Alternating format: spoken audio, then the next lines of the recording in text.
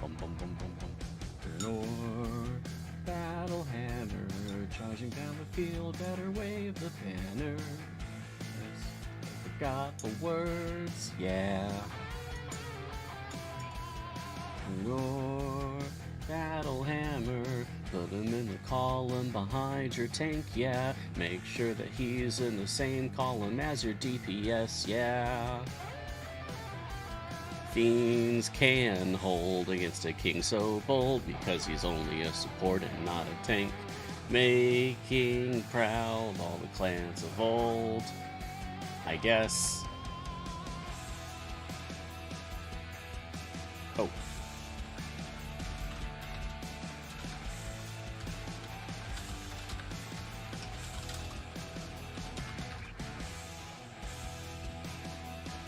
Almost forgot my tea.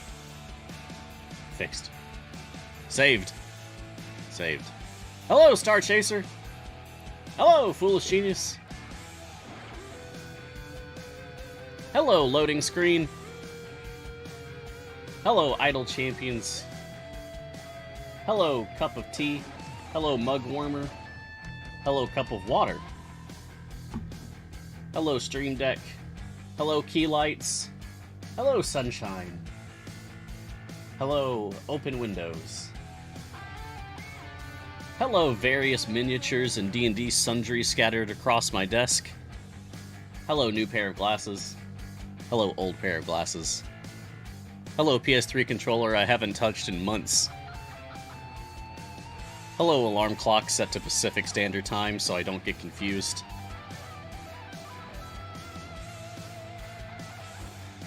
Hello, scratch pad. Hello, blank dice. Hello, Sharpie. Hello, pen. Hello, other pen. Nicer pen.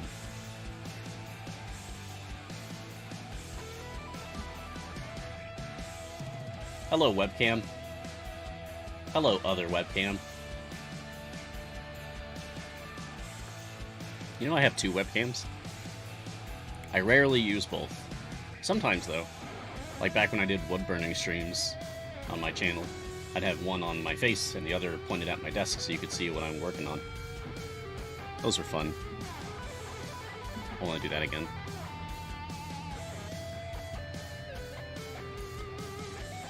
Hello, Sengen. Hello, Foolish Genius. Hello, Reds fan. Hello, Star Chaser again. Hello, emotes in chat. Hello, Twitch streaming platform service, whatever. Hello, Desk Gnome. Yeah.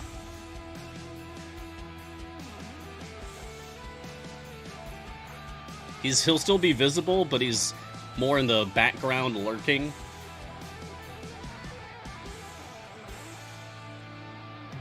Since it's not Gosrick's event anymore. Hello, Jordan. Hello, Salem. Hello, Eknor. Hello, end of song.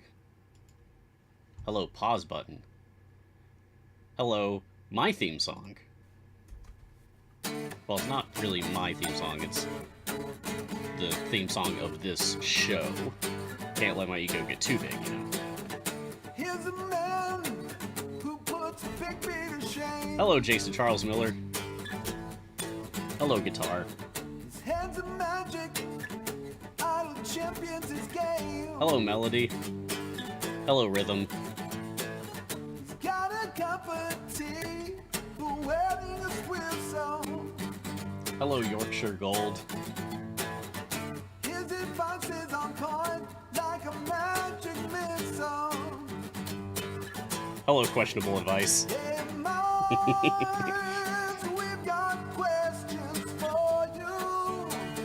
I'm glad somebody does. Hello, questions.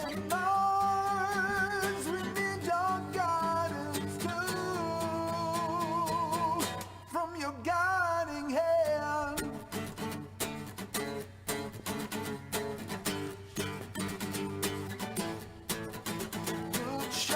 Hello, looking sharp. Okay.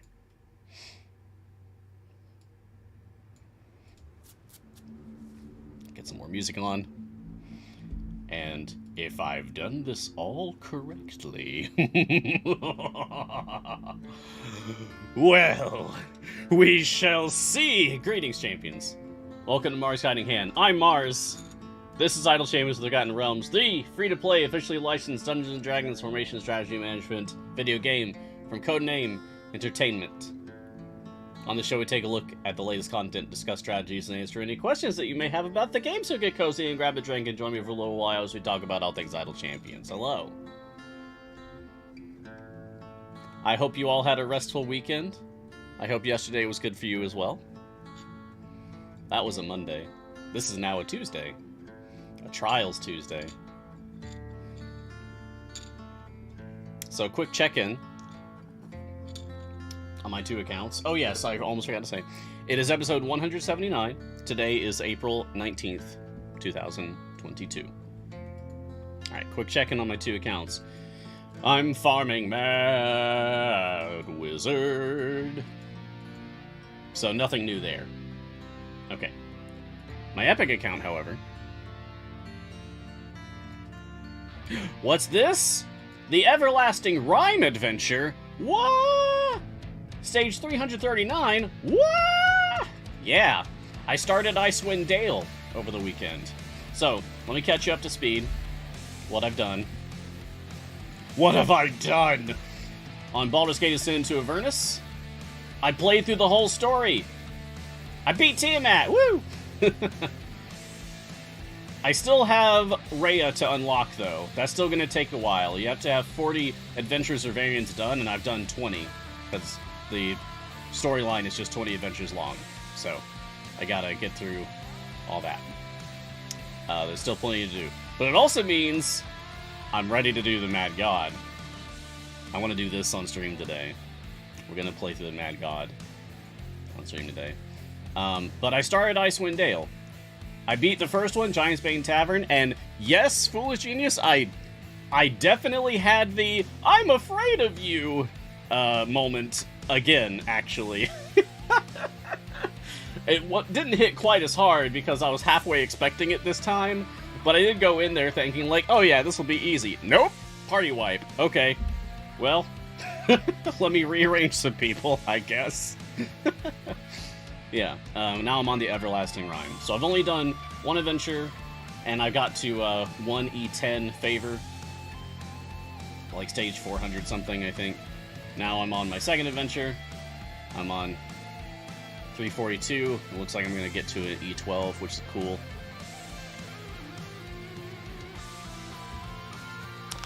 With me today, I have Jordan, moderating, producing, and catching questions. So if you have questions for me, please put them in chat, and Jordan will catch them. Or maybe Salem catches them, and then brings them to Jordan, and then Jordan puts them in the questions document for me. Salem's the cat. So, if questions are mice, then I guess maybe Salem is helping. Yeah. I was trying to tie that into the whole cute little mouse code thing today. If you don't know, that's a thing. Do I have that set up correctly? Hold on.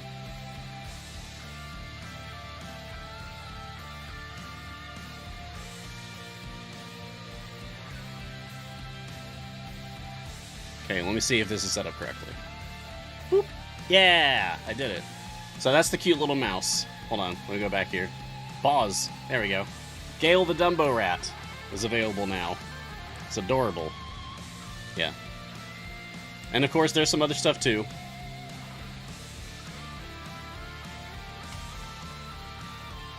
But primarily, this. Look at this, is so cute. Oh my god. The whiskers, how the whiskers are going like everywhere.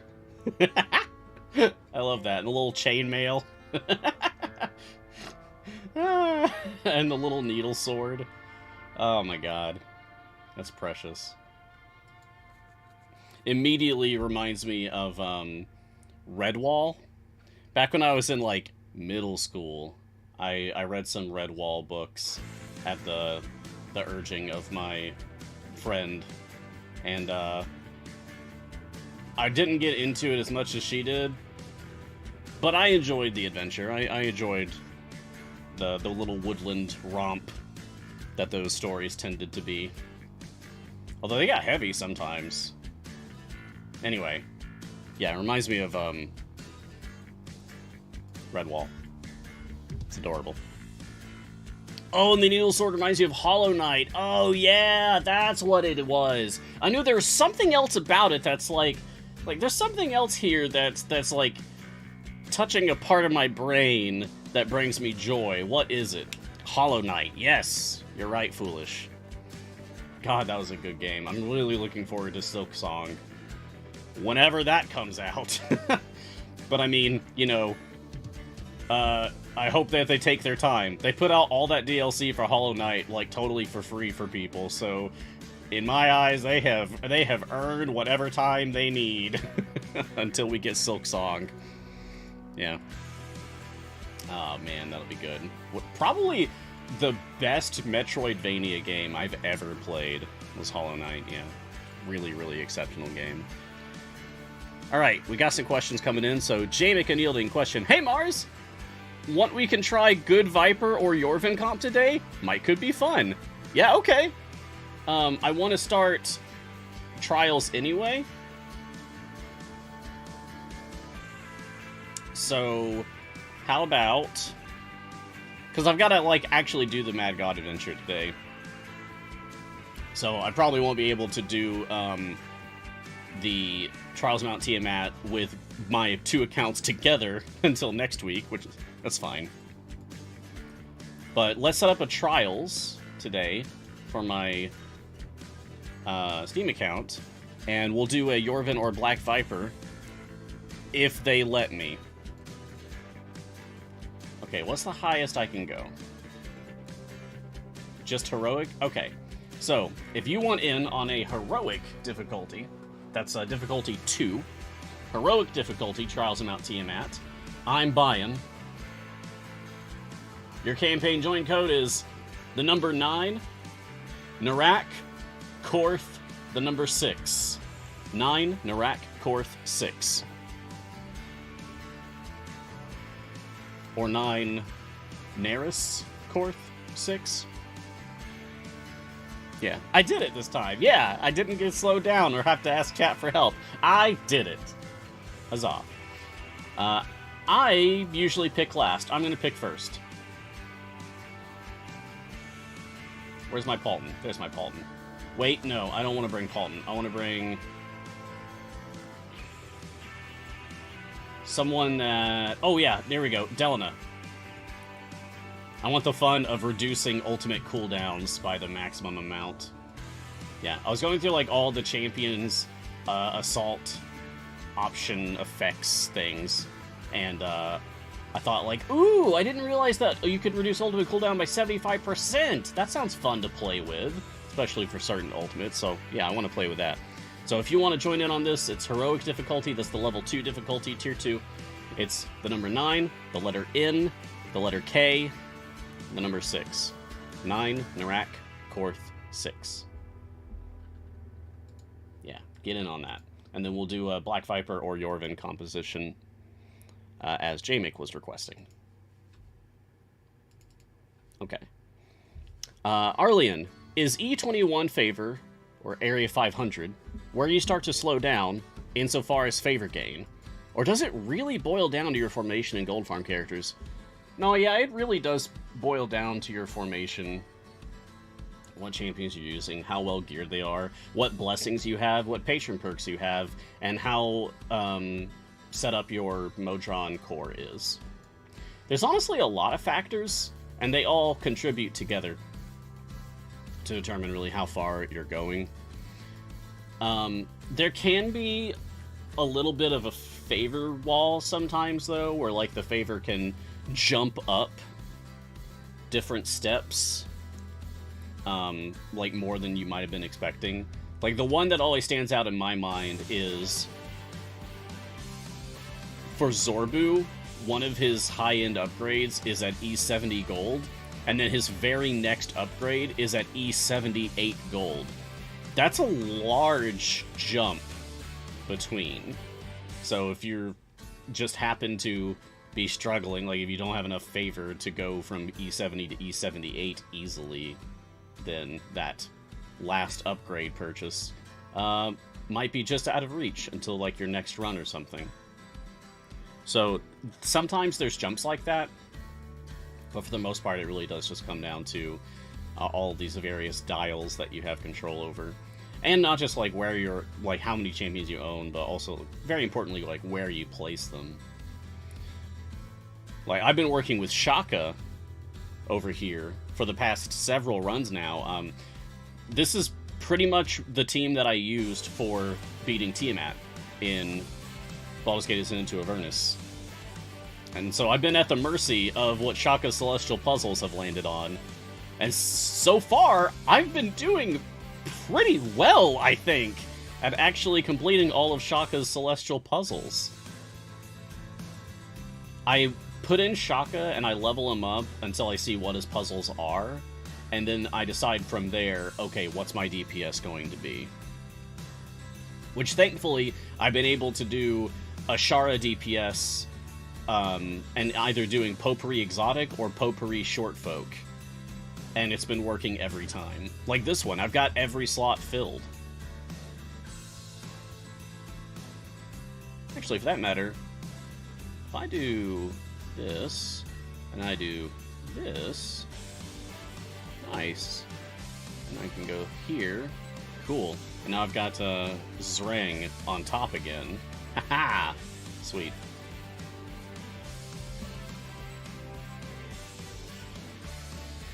Eremitas. Oh wait, there's a comment from Arlian here. I have a very low selection of champions in the moment, so I don't have a great amount of flexibility where stuff goes. But he's the biggest contributor to my DPS. Oh, Shaka? Yeah. Yeah, agreed. Tricky, but super useful. Absolutely agree with that.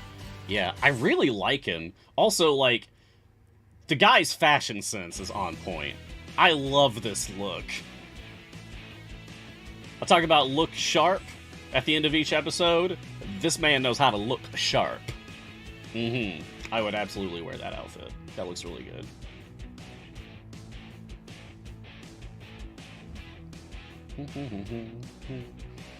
It's okay if I'm losing DPS with Zreng on top. I mean, I'm gonna be ending this run early anyway, so that I can start Mad God. I'm sure I'll be able to push farther. But, I don't know. I'm just having fun right now. While I'm answering questions. Eremitas, question. I'm stuck at 580 in a lesson in classes. Is it worth submitting to formation save, or should I farm more gear and contracts and additional champions? Oh, boy. There we go. I've got bad news for you, my friend, Eremitas. There's no formation save this week. There's no formation save this week. Sean is out today, so we don't have formation save today. And on Thursday is the D&D Direct. Yeah, forgot what it was called for a second. So, no formation save this week, unfortunately. So, since you have a full week to wait, I'm gonna go ahead and recommend that, yeah, you farm for things and get more champions, and then try again on your own. I'm sorry, but, like, you gotta wait a whole week anyway, so. The chest code is cute little mouse.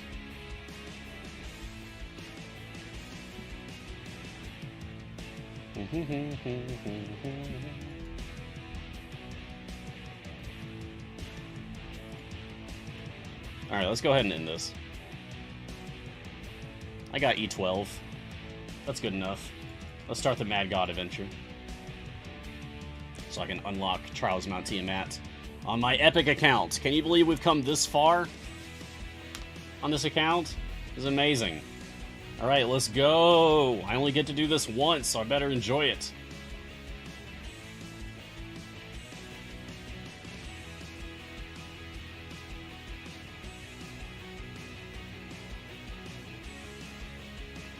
So, It's been weeks since Elturel's return from Avernus, but a cataclysmic threat requires the champions. It's time to prepare for the trials of Mount Tiamat. I've got to be at area 250. I have no favor for this. I cannot get favor for this. I just have to work with what I've got. It's gonna be a rough ride.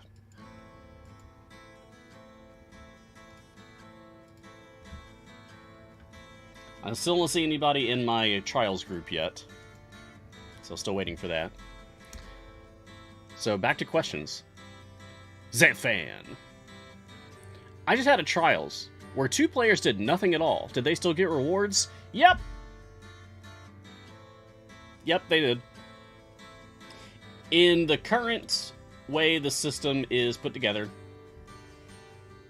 people who do nothing, who contribute nothing, still get the rewards if your group wins at the end. Which doesn't feel great. Growing up, I'm sure there's a lot of people in chat who can also, like, what is it? Who can resonate with this. I was always the person who did all of the work in group projects in school. No one else bothered. Or if they did, it was just like the bare minimum. So that doesn't feel great that also happens in Trials of Mount Tiamat. But we are expecting some kind of changes to be coming down the pipeline for Trials of Mount Tiamat at some point. And I know that's one of the things that they are trying to figure out what to do with. Like, I think one of the things that they talked about on Dev Insights was, like, some kind of a system of, like, upvoting or downvoting players. I don't know. We just have to wait and see, honestly. Hopefully, whatever, like, version 2.0 for Trials of Mount Tiamat is, hopefully it addresses a lot of these issues. Like, the Forge, with how it takes, like, multiple years to get the achievements for it, that you cannot even keep up with, the champion release schedule for forging things. People not doing anything for Trials of Mount Tiamat. Blah. Yeah. Oh, and, like, everyone just... If you just all do the day 1 requirement, then you can just coast the rest of the week. There's no reason to really bother. Yeah, if they just had some kind of an incentive for doing it as fast as possible, Old Man Master, yeah. That would be nice. Get some kind of a bonus, like a multiplier to scales that depreciates each day. So you get, like, the highest multiplier if you beat Tiamat day 1. Although that might be impossible. Then again, it might not be impossible after, like, a rework or something. Yeah. Well, yeah, or maybe the more you do, the more you get. That'd be cool, too. Maybe if there's some kind of, like, growing... I don't know. Like, some kind of percent bonus to scales received for every trial that you have successfully completed. Every trial that you've successfully completed, which you've completed at least one daily goal of, maybe. Because then that would make people, like, actually do the daily goals. To prevent people from not contributing anything. Alright. Anyway, yeah, Xanthfan, in the current system, people who contribute nothing still get their rewards. And hopefully that will change. But I can't read the devs' minds. I don't know what they're working on specifically for it. We're just gonna have to wait and see. I'm hoping that it's more of a reward system rather than a punishment system, whatever it is that they end up doing. Because I think that that's better, generally. Joe D. Yay! Question. How should I go about starting a new campaign? How should you go about starting a new campaign? Well, a lot of ways similar to what I'm doing right now, because although this is not a new campaign, this is just a one-off adventure, but it's similar in that I have no favor to work with. And a permanent campaign also has no favor to work with. When you're at the very start, your very first run, you've got no favor. Like Grand Tour, To the Annihilation, Wire Dragon Heist, Baldur's Gate Into Avernus, Icewind Dale, Rhyme of Frostmaiden, and Wild Beyond the Witchlight. All of these at one point I had no favor on, and I had to start from somewhere. So, how did you go about starting a new campaign? Clicking on enemies to take them out for those early stages so that you can get some gold to work with is helpful. Once you've got some gold, really just activating every bench seat champion that you can as you get access to them. And then leveling them up, of course. I like to level up champions once my order of magnitude of gold is 1 or 2 higher than the upgrades that I have available. So, like, I've got E4 gold right now, and I've got E3 upgrades to do, so I'll go ahead and grab these. Okay. Oh, I'll grab this one too, because Vampiric Gaze is really useful. I try to prioritize level ups that are going to increase all champion damage, or self-damage for my chosen DPS, or activate formation abilities, or upgrade formation abilities of my various champions. We're already getting to the point where my click damage is falling off here. So one other thing that I can do early on, I can switch over to having Charlaxle on the field, because Charlaxle is going to have an ability, Master Piracy, increasing the gold fine by 25% for each drow or rogue in the formation. You know the song.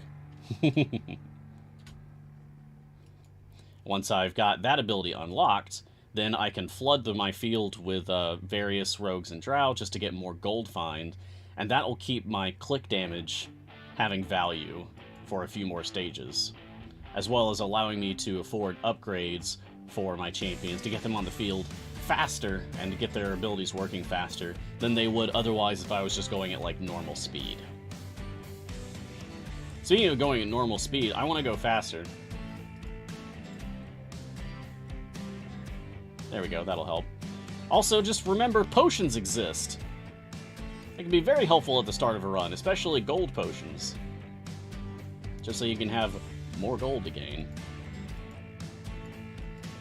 My first deep push in Icewind Dale, that I did yesterday, I think I actually did put, like, full potions on. It's rare that I do that, but I wanted to get, like, a strong start. Oh, and I saw a cool comment here from Doa Helljumper. Just an update. Thanks again, everyone, for helping me out a few weeks back. Got a much broader understanding of characters, etc. since then, thanks to this channel and the community. Hell yeah! That's awesome. I'm glad that you've literally, like, you know, found a home amongst our little community here.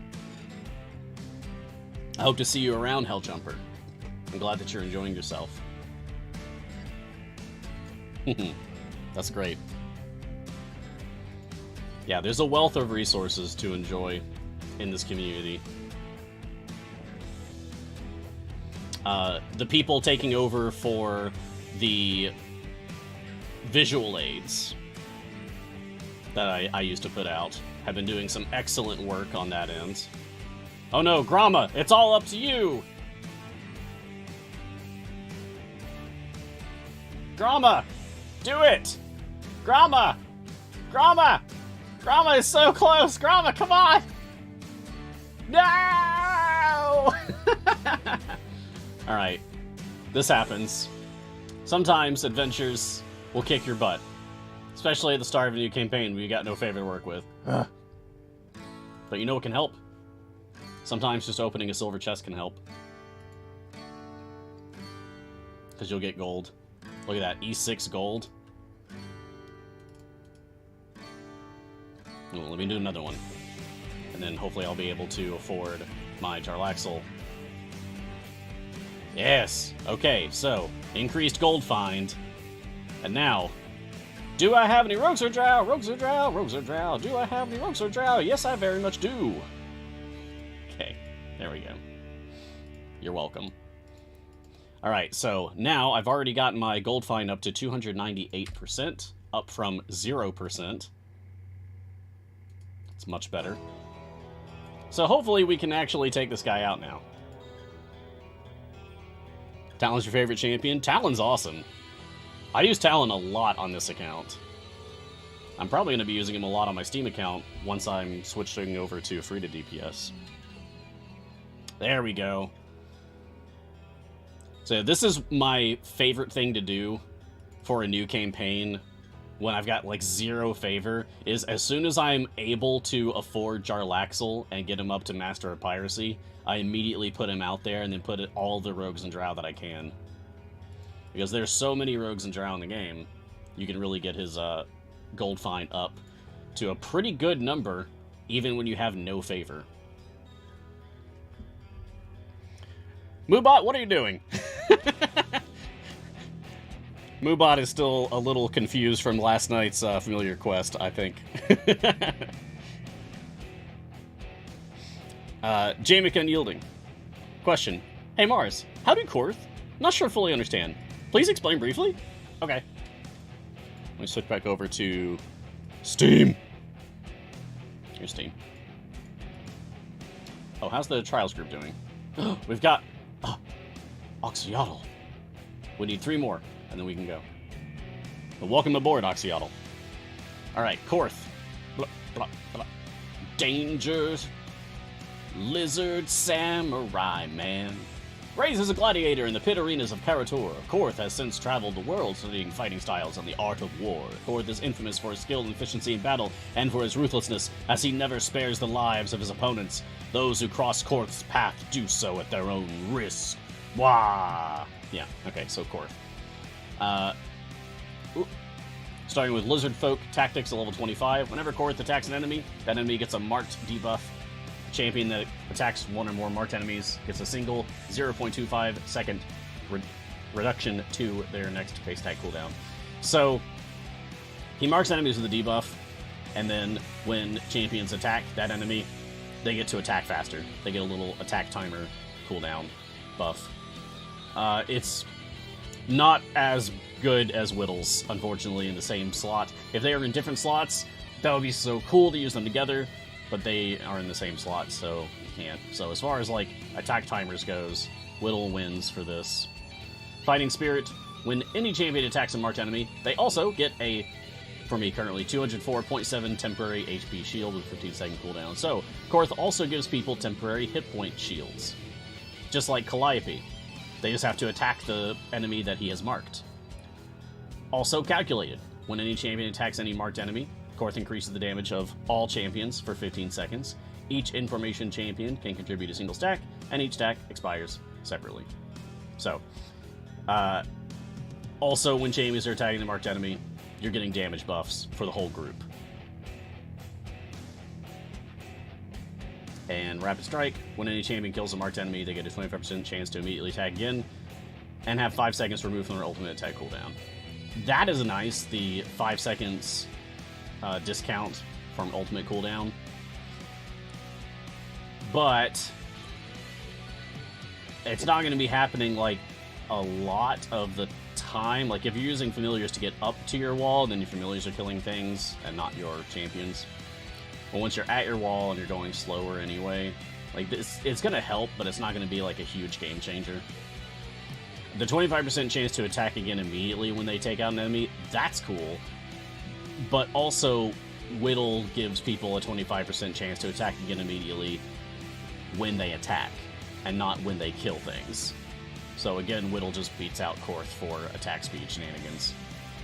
Strength Before Death is neat. When Korth is about to die, he's instead resurrected at 1 HP and instantly performs an ultimate attack against the enemy that struck him. The ability has 3 charges, which restore at a rate of 1 per 5 minutes while online. So he uses his ultimate instead of dying. 3 times. 5-minute cooldown. Specialization, Group Tactics. Your champions can just deal extra damage to the enemy that Korth has marked, or Rapid Training. Champions not adjacent to Korth have their attack cooldown reduced by 1/4 of a second when attacking marked enemies, and additionally the chance to Rapid Strike is increased by 25%. So a 50% chance to get an instant free attack on kill, and a flat 1/4 second cooldown added to their attacks, or reduced from their attacks. I usually go Rapid Training just because attacking people faster is nice. Especially because that can help when you're trying to stack up debuffs on something, like with Warden, or Gosrick for that matter. But essentially, you just put Korth in, and if you go for the right side specialization, put him somewhere, not you, put Korth somewhere where he's not adjacent to as many people as possible. You want him far away from people. And then he'll just give out temporary hit point shields, and damage boost, and attack timer cooldown reduction to anyone who attacks his marked target. Now that he's at maximum level, how much am I giving? Let's see. All champ damage is 5e6 up, 4e4 temp HP shield.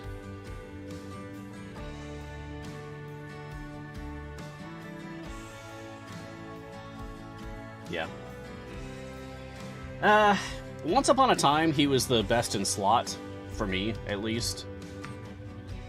Like, he was just slightly better than my Celeste on release. And then my Celeste got, like, way more gear. And then other champions came out, like Talon and Whittle and Blushi. And now Korth has kind of fallen by the wayside a bit. If you want temp HP shields, Calliope does a much better job. If you want attack timer reduction, Whittle does a much better job, and she's in the same slot. So, Korth has kind of fallen from grace a bit. Which is a shame, because conceptually, he's one of my favorite champions. I've said before, but his name, Korth, if you open up... Well, I actually have this one. Well, it'd be a pain to bring it down, but Ghosts of Salt Marsh is a book. A D&D 5th edition book. Ghosts of Salt Marsh. And in that book is a list, like a table, of lizard folk names and their meanings. The name Korth means danger. So he's a lizard folk samurai named Danger. I love that. It's a silly character concept, but it's played straight. And I don't know, it's really good. I really like Korth. Alright, how are we doing on trials now? Oh, still only got the one person, okay. Let's go back here. I died! Oh no. Let's fix that.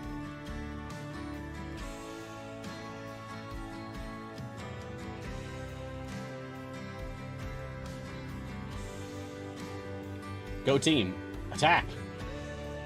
Yeah, Gosrick, you're a tank now. Good enough. Alright, moving on. Foolish Genius.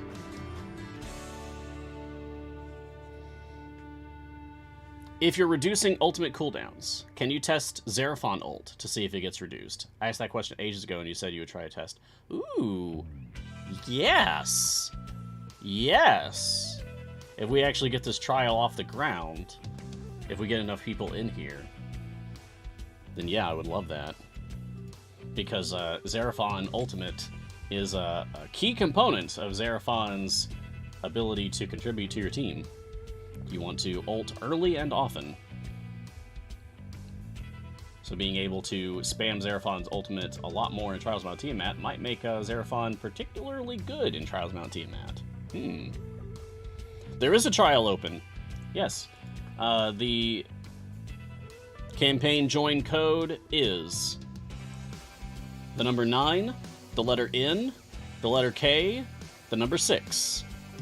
9NK6. 9 Neris Korth 6. Yes, thank you, Jordan, for putting that in chat. That's the campaign join code. Put that in your game, and you can join. It's a heroic difficulty, level 2. So you have to have completed level 1 at least, and then you can do it. Kraken UK. Are there visual helps for each Shaka puzzle? I almost said visual aids just because I'm used to saying that. Is there visual helps for each Shaka puzzle? Yes! So when you've got Shaka on the field, and Shaka's got his Celestial Puzzle formation ability unlocked, then there's going to be labels on the slots where the puzzles occupy. Like, if I don't have him to put out in the field right now, I don't have enough gold to unlock him just yet. Soon, but not yet. Anyway, once you have him on the field and you got his Celestial Puzzle unlocked, there's going to be, like, text labels over various slots. Like, one might say gold, or speed, or tiefling, or human, or male/non-binary. Different tags on different slots on the field. You move a champion to that spot, and if that champion's tags match the tag that's being requested by the Celestial Puzzle, then there'll be a little glowing effect at their feet to indicate that the puzzle's conditions have been met. So if I have, like, if the spot where my Orkira is right now, if that was actually a spot that was labeled with gold, if I had Shaka out. Orkira is not a gold champion, so that puzzle would not be fulfilled. But if I moved, get out of here, if I moved Gosrick there instead, Gosrick is a gold champion, then you would see like a soft golden glow at Gosrick's feet, and that would indicate that the puzzle has actually been met.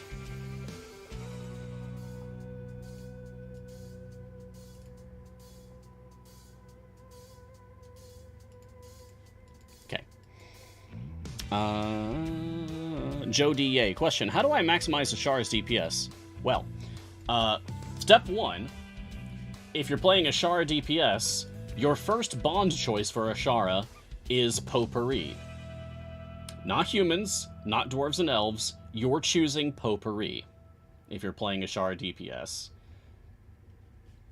It's pretty much required, really.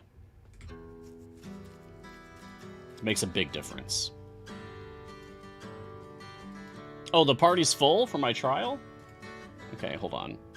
I'll get back to this question. If the trial is full, then we should start it. Oh, it looks like Green Goo needs to pick someone. Oh, it's Morgaine. Alright. Let's go, team. Yeah. Here we go. Welcome aboard, Peter Panda, Oxyotl, Seeker, and Green Goo. Let's do this. I'll go ahead and end this. Turn that off first. Okay. And the request was that we would do Yorvin or Black Viper. So we will do that. So not Ashara, even though the question I'm going to be talking about is Ashara. Alright, only champions with a crystal score of 10 or higher can be used. I don't know if Black Viper or Yorvin qualify for that. Let's find out. Oh no, geese! Horrible goose. Ooh, hey, actually, let's put some very specific familiars out on the field, shall we?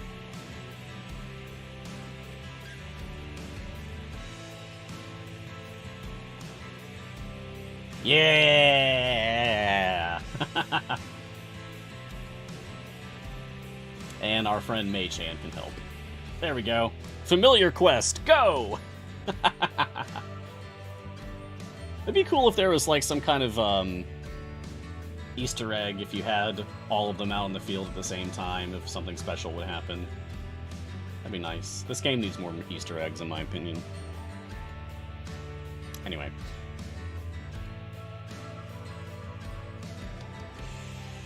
Let me just get some people on the field. We can use Black Viper. Black Viper DPS, we can do it. We can do it for this. Alright, so while I'm waiting to get gold, so that I can actually put together a team here. Ashara DPS. So you're going Potpourri for Ashara's first bond, which means you're also committing to using certain other champion options.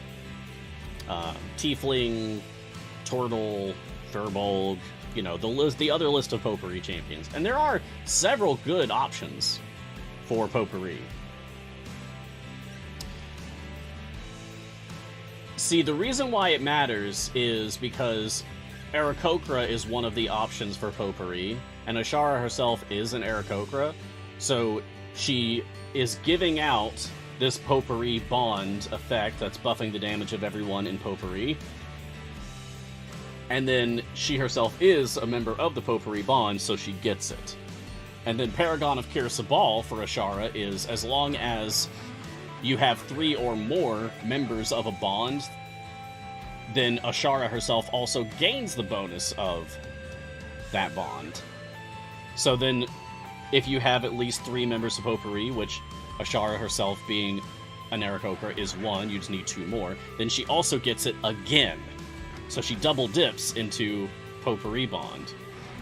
Then you want to do the same thing for her second bond choice. Whether you go Half-Blood, or Exotic, or Short Folk, whatever, as long as you can have 3 or more members of that bond on the field as well, then Ashara will also be able to get Paragon of Kir Sabal to get that bond on herself too. So that she's effectively getting the effect of her own bond 3 times. Once for Paragon of Kir Sabal for her second bond choice, once for Paragon of Kir Sabal for her Potpourri bond choice, her first bond, and then once for the fact that she is herself a member of the Potpourri bond group. Effectively triple dipping on a buff. Which is why she works as a DPS. It's really good. The question then becomes, who do you use? So Ashara DPS, while very powerful, has very specific requirements for what champions that you're using with her. Because you have to be able to use champions that qualify for her bonds to make her work, really. So, like, if you're going to go Half-Bloods, Briv, being a half-orc, works for that, and is very strong. Averin and Omen are both half-elves and are also very strong. Jaheira's another half-elf. Krydal is a half-elf, although I wouldn't recommend him. So you've got some options there. For Exotic, you've got some options as well. And some good ones, too. Like, you could use Warforged, like Sentry and Warden for that. You can use ASMR, like Turiel and Ariza for that. You can use Tabaxi, like Birdsong and Rust for that. There's Short Folk, which is a very strong one. There's Penelope in slot 12. There's Whittle in slot 2. There's Gosrick in slot 7. You've got options. There's Freely in slot 7. The tricky thing is really working with Ashara's bonds with whatever restrictions you have. If you own everybody, great! The world is your oyster, you know? Like, get whatever champions you want. But if you don't own everybody, then you're going to have to pick and choose a lot more carefully for who you're bringing to the team. Ashara DPS is awesome, but you got to be so careful about what champions you're choosing. And then don't even get me started on working with Ikoria into that formation then. Ikoria's Spellcaster School can be so strong for Ashara DPS, but then you're also worried about having enough magic attackers in your group. So then you gotta look at like, okay, so from among the people who qualify for my Ashara bonds, which ones are magic attackers?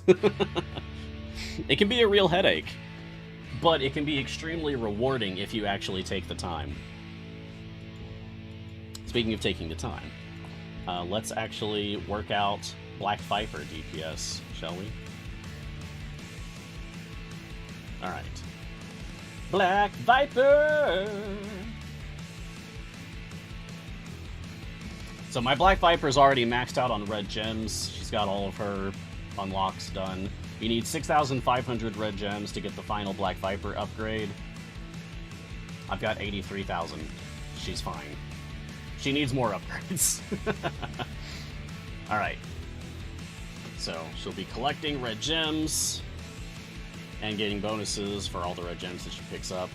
Not expecting a huge success rate here, though. Okay. Positional formation abilities that she receives from Warlocks, Rangers, Rogues, and Bards are buffed. Alright. And let's just see everything that's coming up ahead of time. It's been a while since I've done Black Viper DPS, so I appreciate that you asked me to do this, Jamie. It's a fun challenge. Alright, so we want to focus on Warlocks, Rangers, Rogues, and Bards. Warlocks, Rangers, Rogues, and Bards. Warlocks, Rangers, Rogues, and Bards. That's how you make Black Viper good. Or decent, at least. Okay.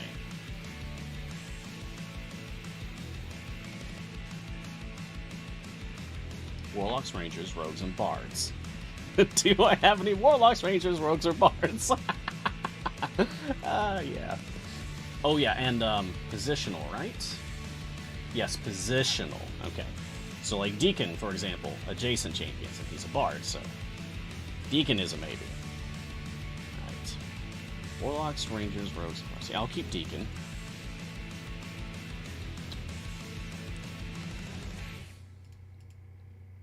Blushi, Warlock, and... Yes, 2 columns, so that's positional as well. Nice. Alright. Okay. Warlocks, Rangers, Rogues, and Bards. Possibly Brig? No, it's not positional. He buffs everybody. So we will not be using Brig.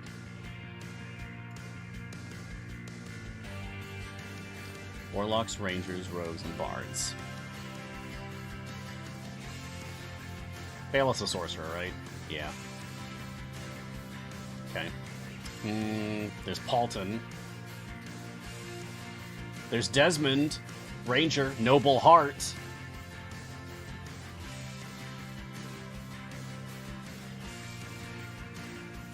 Oh yeah, we can do the Xeraphon test now too. Thank you, chat, for reminding me. Let's do that. All right. 217.58 second cooldown.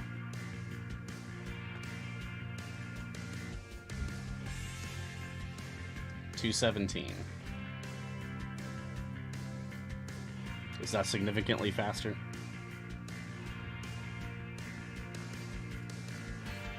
Yes, that's 3 minutes 38 seconds.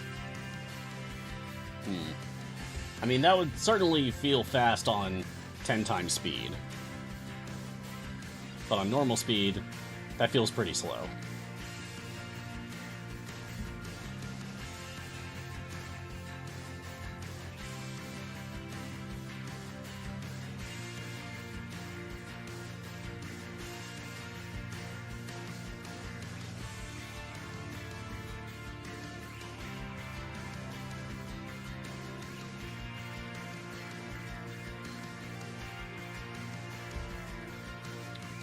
Gonna go for Slice Souls here.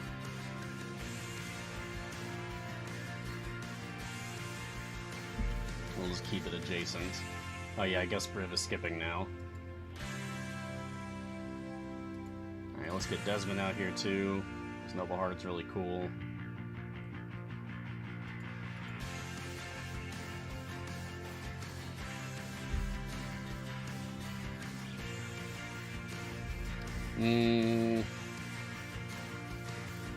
Warlocks, Rangers, Rogues, and Drow. Warlocks, Rangers, Rogues... No. Warlocks, Rangers, Rogues, and Bards. Keelik is a Bard.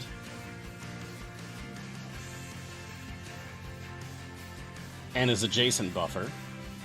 So we can do that. Shandy's a Rogue.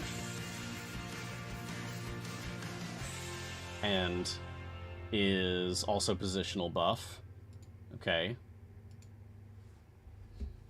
Human is 2, but do I want to use someone else? What's your class again, Tatiana? Barbarian Druid, okay. Not Tatiana.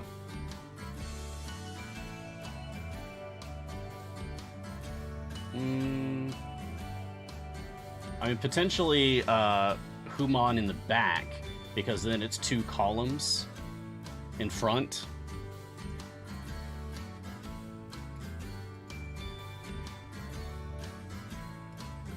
Like that. And then that would be positional.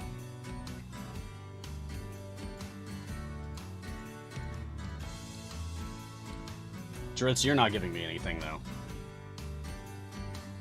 Makos, Warlock, with a positional buff. Okay, let's do that.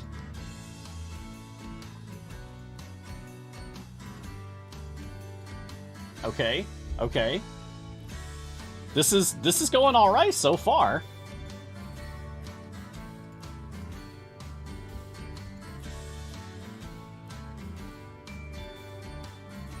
Warlocks, Rangers, Rogues, and Bards. I'm not seeing anyone here that I really love.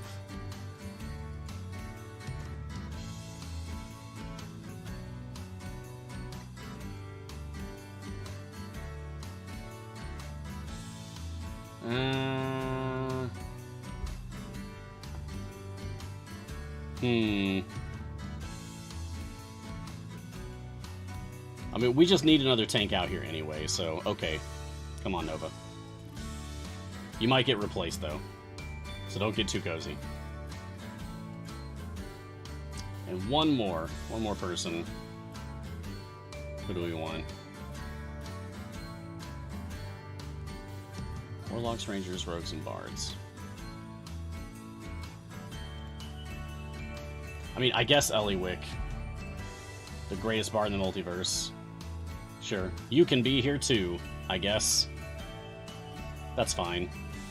Oh yeah, is that positional?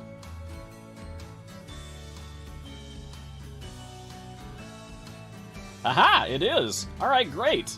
Cool. So yeah, welcome aboard, Eliwick.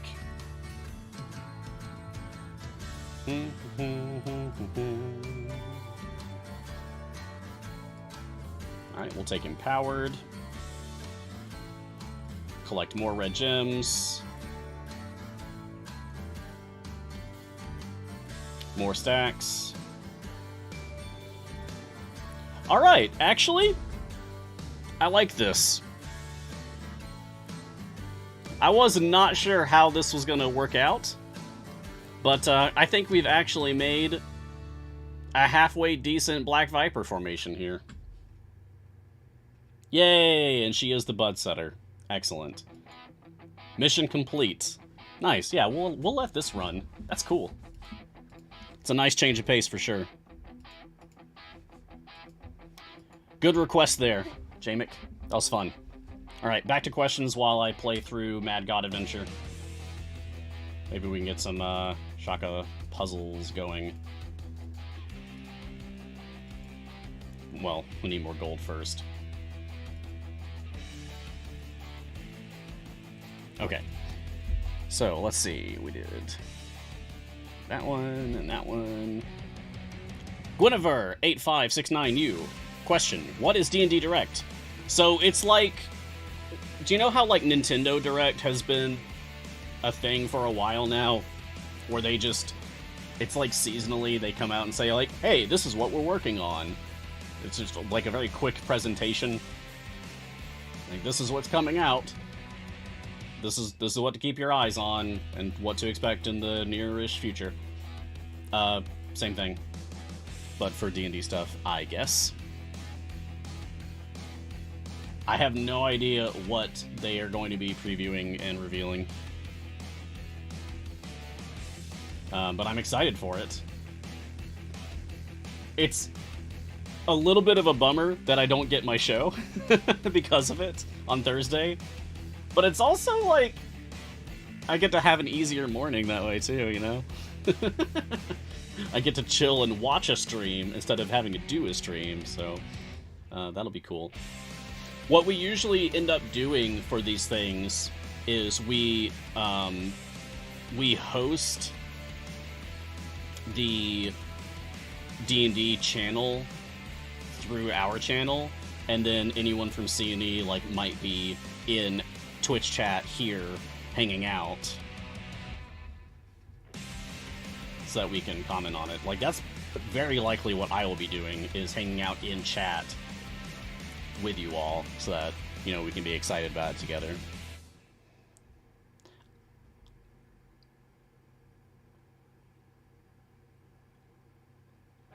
I don't know what my NDA status is with Wizards of the Coast, actually. I think, like, we have, like, probably a company-wide NDA that then applies to me as a, like, a blanket thing, probably. Yeah, basically we'll have MGH in Twitch chat, pretty much. Like a text-based MGH.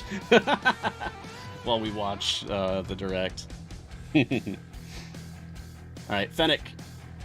Question, does the Mad God count as Trials Adventure with respect to global blessings?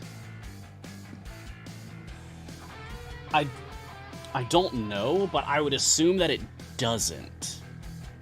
I would assume that it does not. Kind of weird if it did, because it's not technically Trials, it's its own thing. It's in the same, like, weird liminal place that, like, Split the Party occupies. You only get to do it once. Yeah, I would assume that you don't get like, it doesn't count as Trials Adventure for blessings. Like, any of my global blessings that I get in general, like all champion damage ×2 applies to all campaigns, that's probably taking effect here. But stuff that's like, let's see.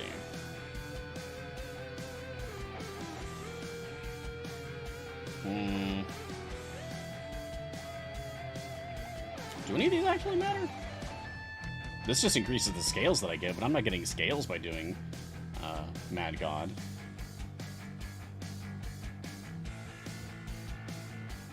Yeah, so I guess the blessings don't matter anyway. Maybe patron perks. Because there's definitely Zerial patron perks that have an effect on trials, but I doubt that those would have an effect on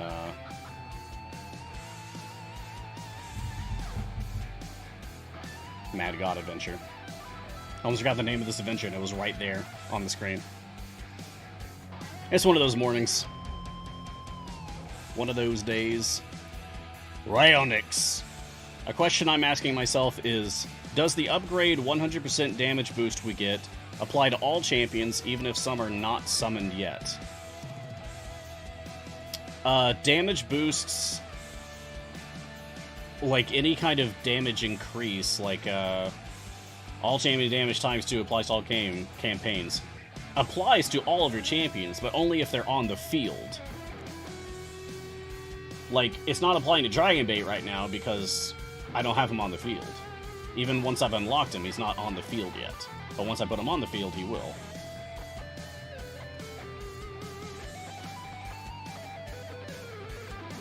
But if you're wondering, like, if you purchase this blessing before you own all of the champions, Does it then apply to the champions you don't own yet once you do own them?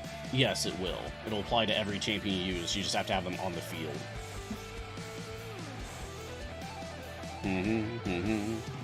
Cavalier, did Gar make a guide for Mount Tiamat? He did, actually, yeah. Yeah, there is, I think if you do !Tiamat in chat, I think that's the bot command to get the link for that. It came up often enough, people asking about it, that we made a command for it. Hopefully that still works. Hopefully we haven't turned that one off, because it's still relevant, I think.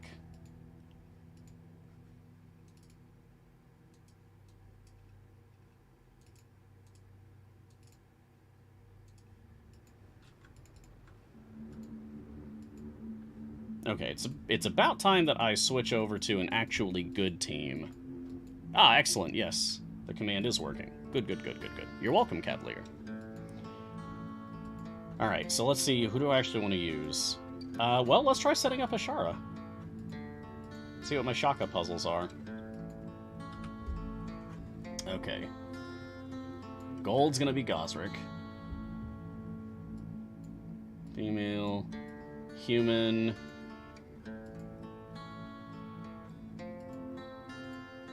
Give me Grama. Give me Sentry.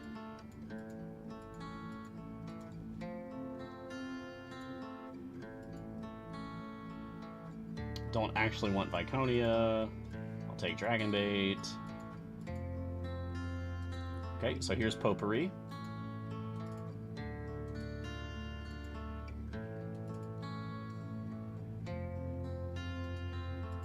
Guardian of Solwyn. Arctic.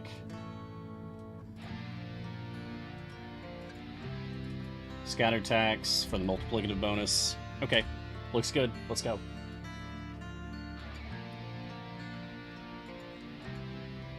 Oh, although Ashara is not getting Gosrick's buff in this spot.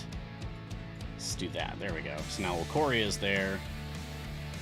Oh, and Shaka, if you go here, then Shaka will be adjacent to 3. Nice. Okay. That's pretty good. That's pretty good. Look at that Draco-Lish. It's so cool. This is one of the coolest monster designs in the game, in my opinion. It's a shame that we so rarely get to see it. It's a cool boss. Alright, back to questions. Joe DA, what should I do to max the Ashara DPS? Well, again, you have to pay attention to the champions that you're using. And so you have to pay attention to the champions that you own. If you have all the champions, cool. Then you've got a lot of options available to you. If you don't have all the champions, then you're going to struggle a bit more with figuring out your Ashara DPS optimization. Oh, it's okay. It's okay that you asked twice. Because maybe people are here in chat who missed when I was talking about it earlier, and this is something that they're interested in. I've done 179 episodes of this.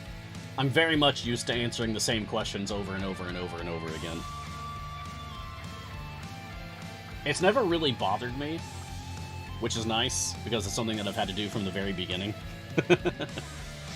I've always seen it as like a challenge of, if somebody asks the same question, if people, or multiple people are asking the same question over and over, then it gives me a chance to practice and answer the question more efficiently each time. Okay, so when it comes to using Ashara DPS to get the most damage out of her, you need to pay attention to the champions that you're using. You want to make sure that you go for the Potpourri bond for her first bond choice, because that is the most relevant for Ashara DPS specifically. If you're just using her support, do whatever you want. But if you're going for DPS, choose Potpourri for your first bond choice. Your second bond choice is between Half-Blood, Exotic, or Shortfolk. And that's where you have to really pay attention to what champions do you own that you could use with Ashara that qualify for each of those bonds. Whichever one is best for you, I can't tell you that, because that's going to be up to you and the champions that you own, and how well geared they are. On my Steam account, I pretty much always run Potpourri and Half-Bloods, because I have Averin and Omen and Briv, and they are very, very strong people. Whereas on my Epic account, where I'm also doing Ashara DPS, like right now, I go with Potpourri and either Exotic or Short Folk, depending on what I'm doing. I'm waiting to see what my 5th option for Shaka is when I choose a Specialization Sunday edition, before I decide what my Ashara 2nd Specialization might be. Because if I end up needing to put a Speed Champion on the field somewhere, then I could swap Talon for Whittle, because I need Human in the back to occupy this human slot. But if I can get Whittle out here, then I would have Human and Gosrick and Whittle, and that would be 3 people for Short Folk. And so I would switch to doing a Short Folk for my 2nd bond. It's very much a puzzle, like everything else in this game. Just even more so for Ashara DPS specifically. You really gotta know what champions you own and how they work together. Drekalicious. Is anyone else still seeing issues with Gosrick's Frosty Friendship not providing DPS bonus? Or is nobody using Gosrick? People use Gosrick, come on. I use Gosrick. Actually, on my Epic account here, Gosrick has been in every one of my formations since I got him. Yeah, it's been genuinely useful, especially because I've got an Epic for Control Weather. It's actually been pretty great. My Steam account, he gets into my Azaga farming formations half the times. I'm still not sure if I should be going Gosrick or Freely for my Azaga farming. Probably Freely. But at least on my Epic account, I'm using Gosrick all the time, currently. But yeah, I don't think his Frosty Friendship is applying a DPS increase. Actually, we can check that easily. Or at least a visual indicator of a DPS increase, so I need this to stop going up. Stop. Stop it. Stop it. Which one of y'all is causing these fluctuations? I need to take you out so that it stops doing this.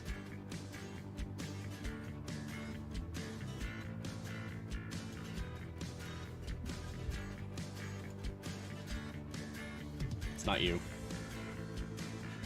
It's not you. Not you. Oh, it's Talon? Okay. There we go. Thank you. It was definitely Talon. Alright. Then everybody else can come back out.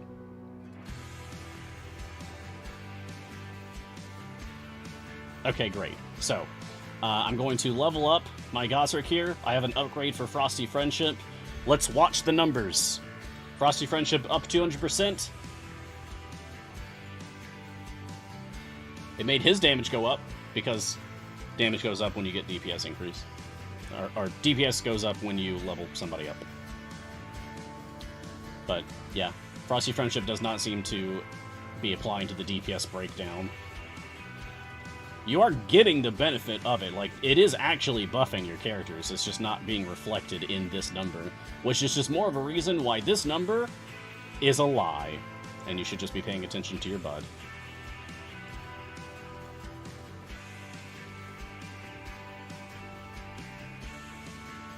Thank you, chat, for helping with identifying Talon as the problem. Irian, question. Is there any lore behind the cute little mouse DLC? Lore? Watch a Familiar Quest. That's really all I can tell you. We've got a show. Cute little mouse is referencing Gale the Dumbo Rat Familiar. The latest familiar to join our game as number 81. That's a lot of familiars. It's adorable. But she is one of the player characters in A Familiar Quest, which is Monday evenings, I think 5 p.m. Pacific time is when that airs. So, if you want lore about the cute little mouse, you gotta watch Familiar Quest.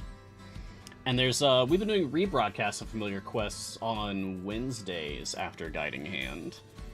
So if that ends up being a better time slot for you to check it out, then you can rewatch the latest episode on Wednesdays at 9 a.m. Pacific. Yeah. Foolish Genius, question, just to get you in the habit, are there any patch notes? Oh yeah, thank you, Foolish. I do want to get in the habit of this. Alright, let's see. From Thursday, surface more information in the new shop. Made heroes ignore speed potions on the hero info dialogue. Good. And added a hotkey display in the main menu. Yeah, so I think we went through all of this last week, actually. I think on Friday we went through all of those. So, nothing new as of today. But we can at least make that like a daily thing that I check. Just to see if there's any differences to talk about. You know, Elden Ring got an update like just a few hours ago. So, like, ooh. Ooh, I want to go play Elden Ring so bad. Tons of spells got buffed, and colossal weapons all got buffed, so, oh, man. I just started New Game Plus last night. I didn't realize that I would keep my level. So I'm level 200, running around the starting area and just slaughtering everything. It feels good to be powerful. IntelliBlue, question. Is Gale still a charity donation pack?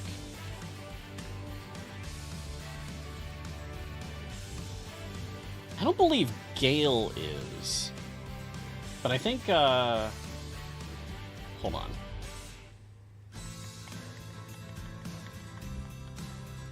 Just a minute.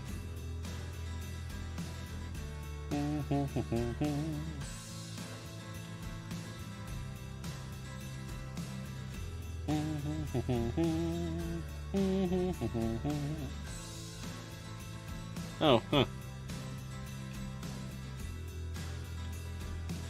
Okay, so Dottie the Dandelion is going to be a charity one. Yeah, that's for Conservation International. Awesome. Yeah, I'm going to post the blog post for it in chat for y'all. There you go. There you are. So, Dottie the Dandelion, that's the one that's going to be for charity. Gale is not. So if you want to support charity drive, which I will, I always purchase the charity familiars.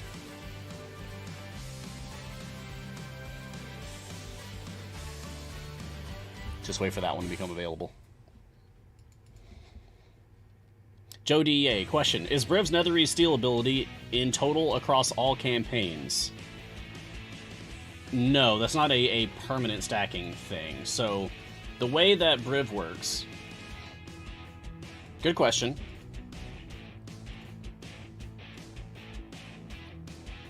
Netherese Steel, Briv increased the damage of all champions behind him by 0.01% for every stack of steel bones he has gained. What is steel bones? It's the first thing. Whenever Briv comes under attack, metal shoots out of his pores and covers him in strong armor. While armored, he takes 10% less damage and gains stacks of steel bones whenever he's hit by an enemy attack. The stacks of steel bones will show up in your outgoing effects, so it'll show exactly how many stacks you have.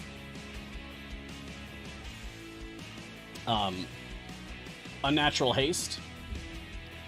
Briv has a chance of sprinting forward quickly on steel springs after completing a new area. This action consumes 4% of the sprint stacks and requires at least 50 stacks to occur. But how do you get sprint stacks? When you reset the adventure, all of your stacks of steel bones that you've gained convert into stacks of sprint. Unused sprint stacks persist through resets. So, you put Briv in your formation, and you have him tank things. You let enemies hit Briv. Briv gains stacks of steel bones. The stacks of steel bones powers up his Netherese Steel ability, buffing everybody behind him. And then, when your adventure is done, and you reset, and you take it to a different... You take him to a different adventure, then he will start back at 0 steel bone stacks, and he'll start gaining them again as enemies attack him, but your previous steel bone stacks from the last adventure will be converted to sprint stacks to fuel his unnatural haste, which is his level skipping ability. So you build up steel bone stacks, it powers up netherese steel, and then you go to your next adventure, your steel bone stacks, and thus your netherese steel, are back down to 0, but you've gained sprint stacks, and now you can hop over things.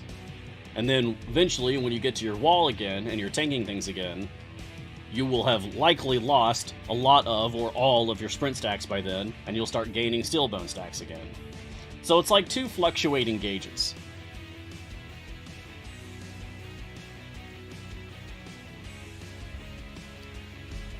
Doa Helljumper, have you looked at the Dark Souls D&D book? Not yet. I very much want to, but not yet. I ran a multi-year, heavily Dark Souls-inspired D&D campaign once upon a time for all of my friends. It was like a drop-in, drop-out campaign, so we had over 30 players. And it's just whenever I was available and we had at least 4 people who were available to play, we would jump in and do a game. So it could be like midnight on a Tuesday, and as long as like I was awake and people were there and willing to go, we would just jump in and do it. It was fantastic. Loved it. So there's very much a spot in my heart for Dark Souls TTRPG. And I very much want to look at that book. Smuggle Beer questions. Hey Mars. Hi. If you could wave a wand and buff 3 DPS characters to rival Ashara and Zorbu with or without gear scaling, which would need it most, or you would like to be of use more? Wow. Cool question, Smuggle Beer. Okay. Alright, let me give this some real thought.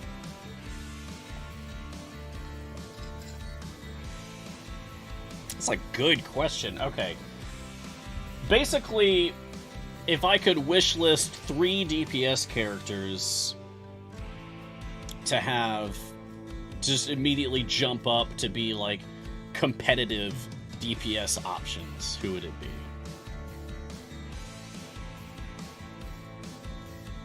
Let me take a look at my Steam account.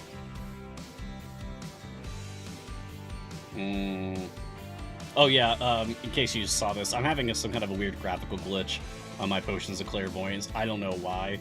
This is even after, like, restarting the game. It's weird. I don't know. I don't know what that is. It looks like it's the, like, one of the game files for how a spell effect animates. I don't know why that's in that spot. Anyway, just a visual bug, don't worry about it. Alright, so which DPS characters would I most want to bump up to being, like, actually competitive options? Oh my god, you know what would be so fun? And I'm not joking. If Grama DPS was actually really good. Think about it. When Grama is in Swamp Specialization for DPS, it's a magic attack. Instead of a melee attack, she does a magic attack. It becomes Melf's Acid Arrow. So, that means Olcoria and Blushi and whatever. Like, I feel like... Oh, man. Actually, that would be really fun. I would love that. Yeah, that would be really cool.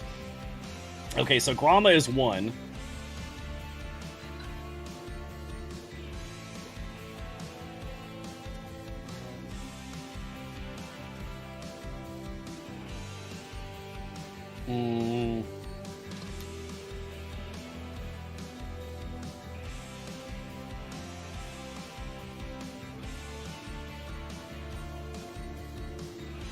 Well, Frida is an obvious choice for me, Frida.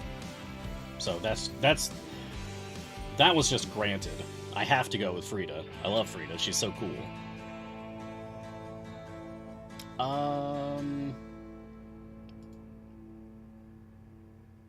Oh, Drizzt. Yeah, Drizzt. There you go. Yeah. I'm locking in. Those are my answers. I didn't want to give you joke answers, you know, like Rosie, Delana. Okay, fine, sure, whatever. Haha, it's very funny. Real answers: Gromma, Frida, Drizzt. Those are my answers.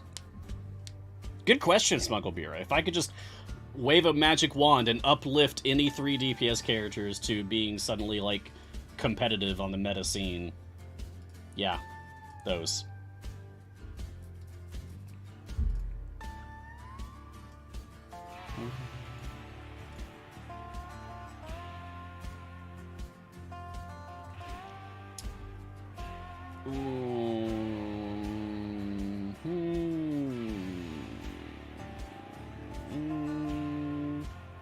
Just Alchemist Fire. She's only got one neutral adjacency, so the other one wouldn't really be a good idea.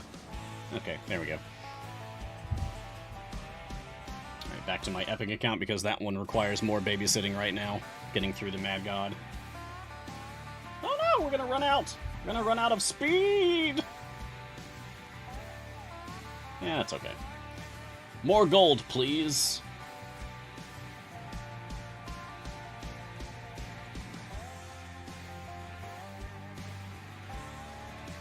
Alright. Reds fan, question. Mars, have you watched Stranger Things? Which I haven't, but they have referenced D&D along, including naming some characters after D&D characters like Vecna Demogorgon. Yes, yes, yes! Love Stranger Things. Season 1 was the best. Season 2 was still pretty good. Season 3 was surprisingly good. Season 1 was the best one. But yeah, I watched Stranger Things with my partner, actually. With Lyra. We like it a lot. And I know, like, this last season is going to be the final one. I respect that decision. I don't want... It really bothers me when a show goes on, like, too long. You know, and, like, overstays its welcome. And you can have too much of a good thing that it kind of, like, sours it. So I like that it's coming to an end. That's good. They might still do, like, spin-offs or something, you know? Like, Breaking Bad. Cool show, right? And the story ends. But then they did a spin-off that lasted years with Better Call Saul. Which I couldn't really get into. But, they might do the same thing. I don't know. But it was really awesome to see D&D, like, mainstream representation like that. Although, the kids playing the game, like, it's set in the 80s. And I was not a little kid in the 80s. So, like, I can identify with it a little bit. Like, yeah, playing D&D in the basement and all that. But, like, all the many, many 80s references... are not really something that delights me in particular.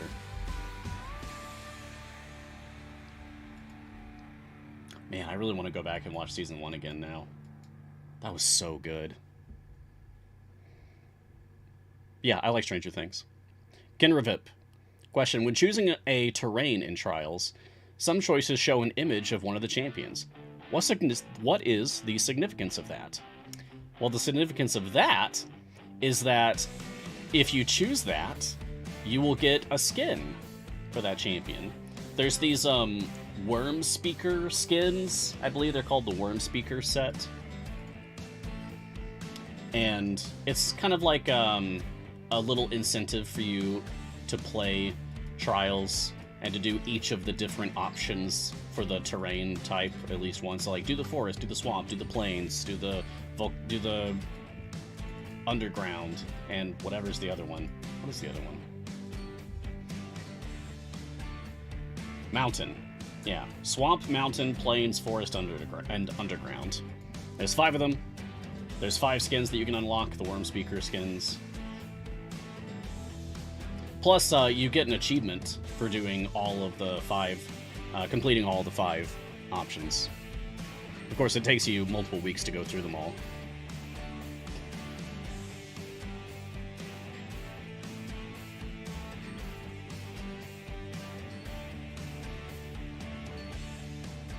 Chainstar, question. I've had the Mad God sitting for a while. Should I get into Mount Tiamat? I waited so long to split the party, doing the same thing here now. You should absolutely do it. I unlocked access to the Mad God yesterday, and I only waited so that I could do it on stream today. If you have access to doing the Mad God adventure, you should immediately jump in and do it, because the sooner you get trials going, the sooner you can start earning your scales. You want to earn scales for legendary forging.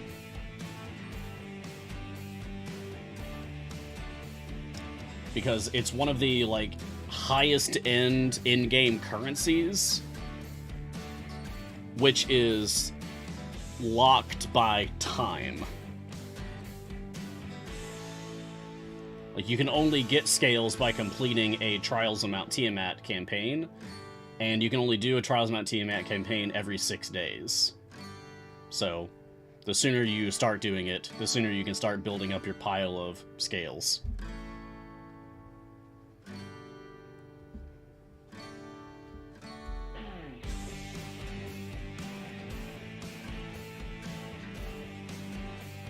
Foolish Genius question, if you do a daily for trials, then you boost the last Zerial perk. Does it retroactively give the trials DPS bonus, or only if you get the perk before getting the daily DPS? Oh, I think it does work retroactively. I remember it being a thing that they talked about when trials first came out. They talked about how, like, when the daily timer for your trials switches over to the next day, then it recalculates all the damage that you should have done to Tiamat and applies it. So that if your damage has gone up, maybe as a result of, like,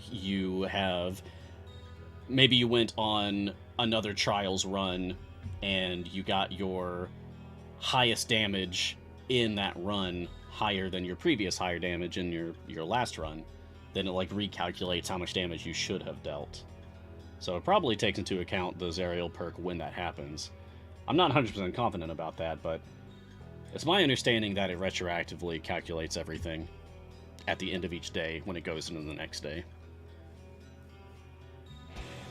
Meki Moro Osu. I remember you. Hey Mars, I got some advice on how to start last week, as I had just started. First off, thanks a ton for the advice, you're awesome. Thank you.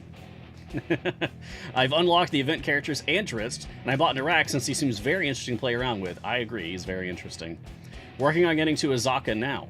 My characters are all in green or better gear, and I'm not sure if I should keep buying silver or when to go up to gold chest. Have you heard of the Gems visual aid? This is a visual aid that Garwar and I collaborated on creating a few years ago, and it still more or less holds true to this day. If you do !ICVA in chat, you'll get a link to all of my visual aids. And the third one in the album is the Gems visual aid. And it's basically a breakdown of, like, what things you should be considering spending your gems on. It's not gonna be like, hey, do this, do this, do this. It's not like that. It's more suggestions, just to get your mind thinking along these lines. Like, feel free to go off the beaten path. You know, don't do exactly like what the guide says. But it's a good general rule of thumb approach for how to spend your gems, like when to go in for different familiars, or buying silver chest versus gold chest, that kind of thing. So hopefully that helps. But that general question of, like, hey, do I get silvers or gold chests, or do I get familiars or feats or anything like that, that comes up a lot. People ask about that a lot, especially newer players, which is why we made a guide for that.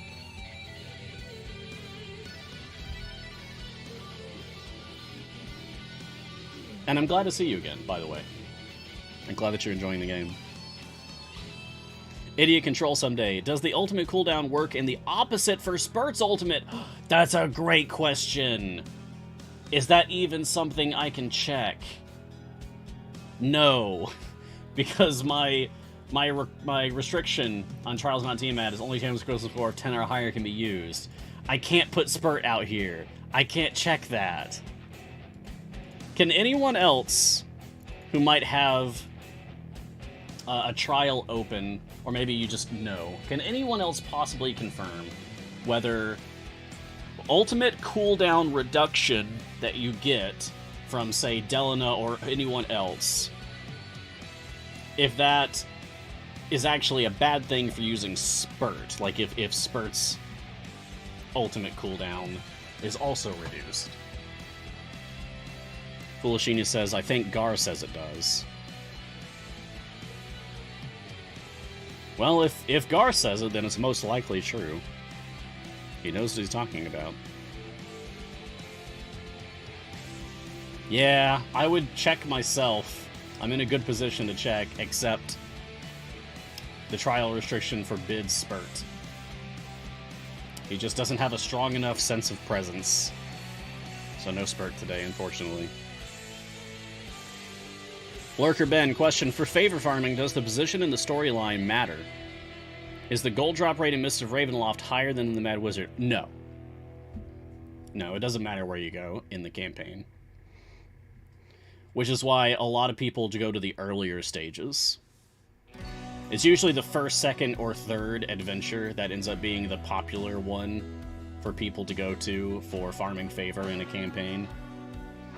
Because those earlier adventures are most likely to not have complicated boss fights. Like armored bosses and that kind of thing. So no, it doesn't matter which place you go to. It would be interesting if you got higher gold find, like, by a flat rate, based on how deep in the campaign you went. That would be interesting. But that is not the case, so it doesn't matter. Yeah, you can just go to anyone you want. Smogobira, will the D&D stream pop up in-game? Oh, like, will we have in-game alerts for it like we do for our own streams? Possibly?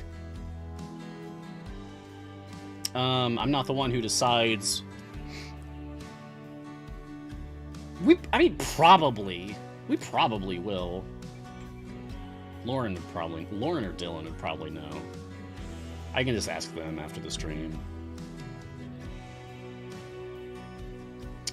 Does anyone know if the devs have considered a team lobby chat for Trials?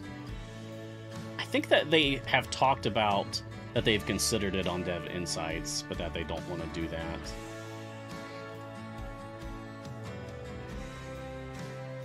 I think we're more likely to get rid of chat altogether than we are to have more chat in-game. Because it's not like there's a ton of people that use the in-game chat in the first place anyway.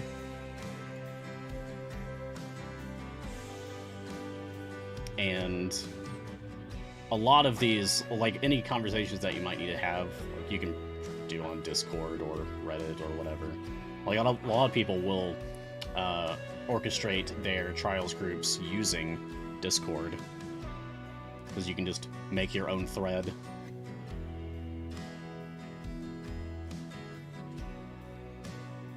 There is an in-game chat, actually, yeah.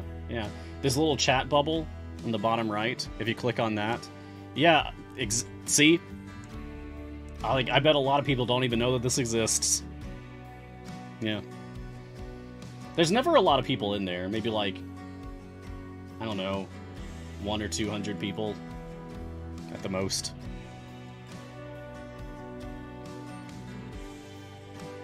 I know that the chat is cross-platform, too, because I've been able to have conversations with myself.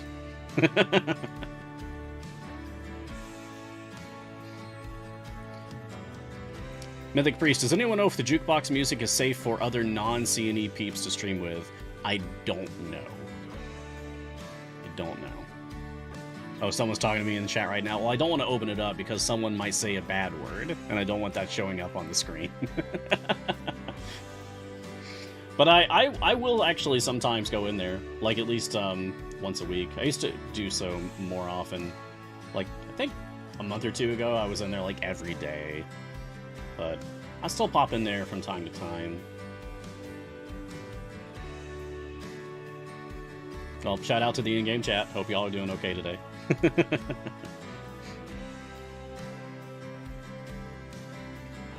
Glauco B, with the end of Greengrass, how much time we will wait for the next event? Okay, so events are typically on a 3-week cycle. So I have a calendar right here. This is convenient. It's big enough that I can pull it out over here. So we are... Where are we? We are here, April 19th. This weekend, on Friday the 22nd, there should be a time gate weekend that begins. 22nd, 23rd, 24th. Will be ending on Monday at noon Pacific time.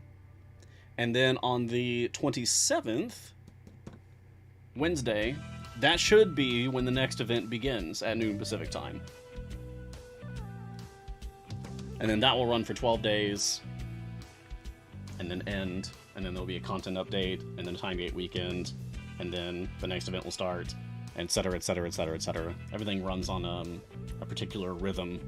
Sometimes things get out of sync because of, I don't know, special reasons typically. But hopefully we are back on the correct cadence of events and time gates and content drops now. The next content drop should be tomorrow. Should be. Now, don't hold me to that. If it doesn't happen, something could always go wrong or plans could change. But the next content drop should be tomorrow at noon Pacific time. And by content drop, like, that's almost always adventures and variants being added. And more rarely, like, other stuff also. Like, I don't know. When the day comes that we get the Trials rework, it will probably be in a content drop. Or anything else. Like, if we get another Modron core or something, it'll probably be on a Wednesday. With a content drop. But typically, it's just adventures and variants. Which is good, because that's more content. Right? Like, every adventure that gets added, every variant that gets added, really, is 5 more variants, because the patron versions. There's 4 patrons, so there's the base version, and then the 4 patrons means that every variant that gets added to the game is 5 things to do. It's a pretty good system of adding content. Jamie Unyielding. Question, hey Mars, me try for Blushi soon. Have advice for stop bullying? Yeah, use your worst champions that you don't like at first. Like, save your A team for the end. You can feed champions to the Bullywug ahead of time. Like, if you know that you're going to want to be going Zorbu DPS, then you can just keep feeding champions from slot 12 to the Bullywug for the early stages. 25, 50, 75, 100, whatever. And that way, you'll know that you have Zorbu will likely stand the rest of the entire adventure. Or whatever champion that you want to work on, for that matter. What's interesting about it is that, like, while you do lose champions, you can predict who it's going to be. You can predict who you're going to lose. Except in the case where you have multiple bench seats with the same number of remaining eligible champions. In which case, I guess it's random. It might be possible that the Bullywug, in that case, will choose earliest bench slot or earliest champion ID. But I don't know. That's something that people might be able to test.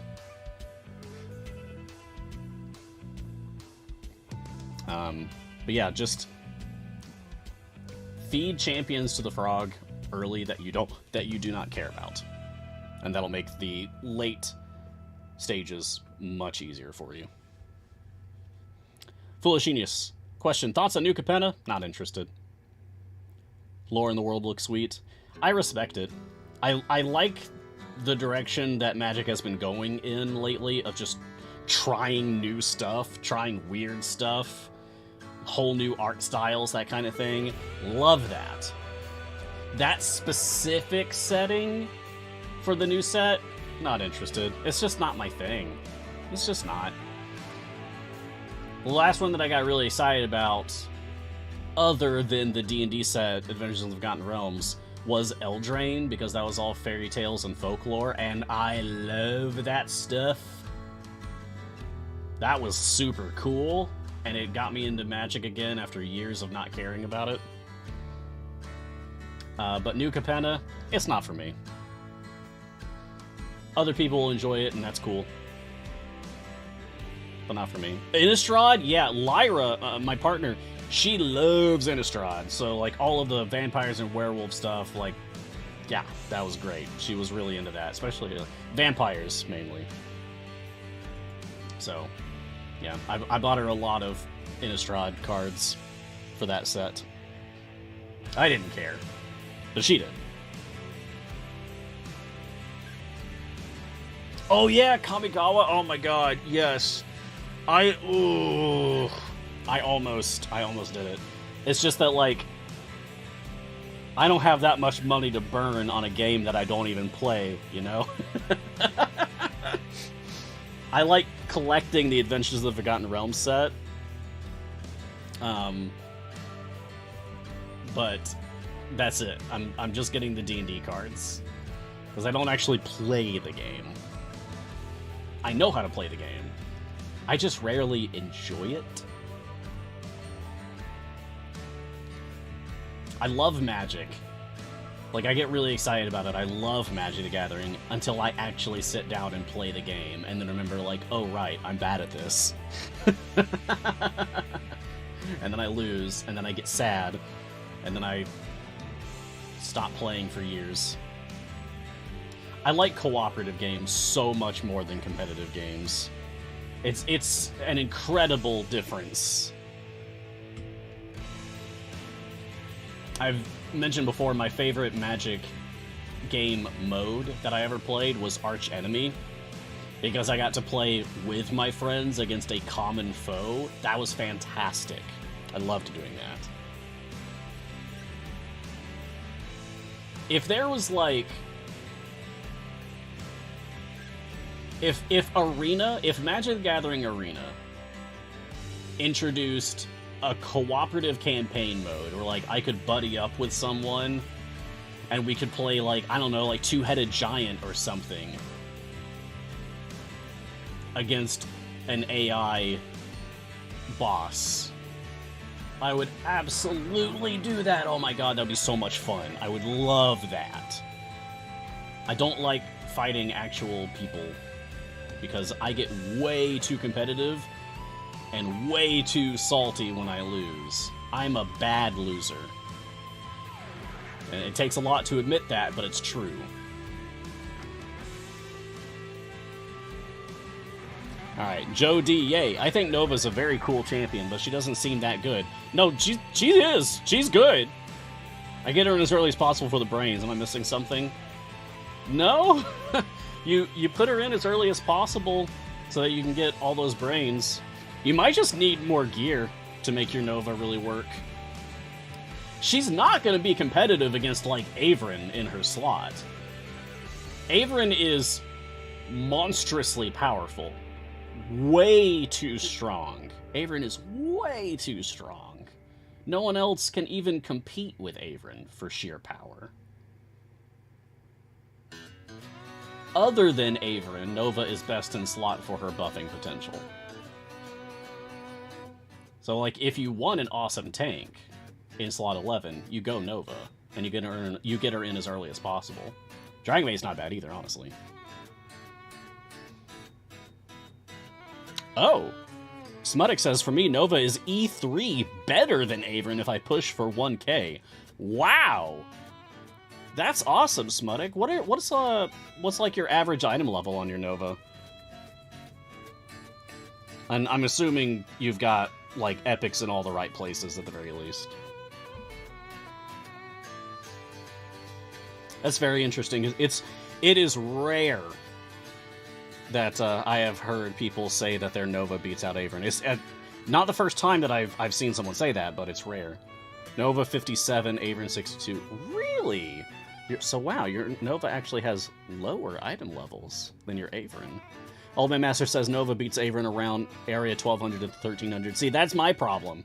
Because the highest I've ever gone is 1280. And I haven't been able to beat 1200 in months. I don't know what magic I cast to get to 1280 that one time. But I haven't been able to breach 1200 in months now. So I guess there's my problem, and then is that my Nova would probably also be better than my Averin, except I can't even get that high. Although, I haven't really given it a fair shot. I haven't done, like, exotic bond for Ashara. You know what? Tomorrow. Tomorrow. I'm gonna write it down so I don't forget. Ashara... Exotic. Nova. For MGH tomorrow. We're gonna do it on my Steam account. We'll see how far we get. I'll have to pick, like, what campaign I'm going to. And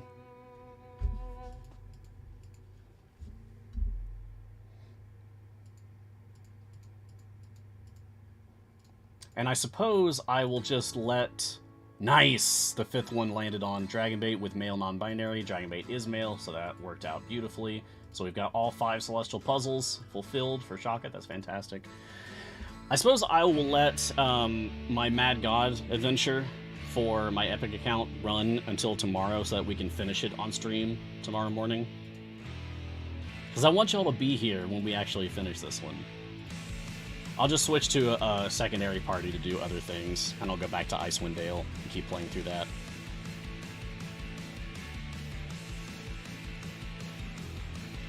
Whipped Quazen. I'm kind of confused as of what to do now. I just got Rhea, congratulations, and once I get Blushi, I'll unlock Zerial. Do I grind variants now? And also, happy holidays! I'm gonna run a holiday game for some friends that are new to D&D, except for very common knowledge. I'm gonna use a pre-built, one-sitting campaign. Any tips to make it fun for newbies? Oh, that's great. Okay, so you've unlocked Rhea, and once you get Blushi, you'll unlock Zerial. Do you grind variants now? Yeah? Yeah, if you've unlocked all the Evergreen champions, I mean, do you have Xeraphon? You could go for Xeraphon in Icewind Dale. That's another Evergreen that you might not have.